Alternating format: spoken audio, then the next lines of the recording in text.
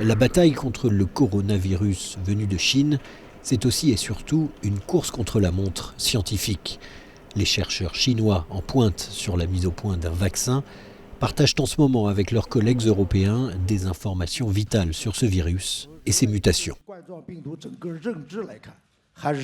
Cette fois, nous surveillons de près les choses, mais en raison de la différence entre les coronavirus et d'autres virus, nous n'avons pas vu de mutation claire jusqu'à présent, que ce soit à partir d'échantillons environnementaux ou d'échantillons de patients.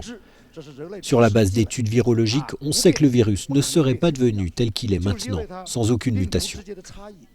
Les mutations, en effet, peuvent rendre le virus plus virulent, plus facilement transmissible, ou au contraire moins dangereux.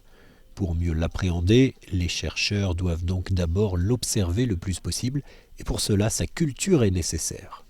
On prend ce nouveau prélèvement, on essaye de cultiver le virus. Pour ça, on va le mettre sur des cellules qui sont propices à la culture du virus.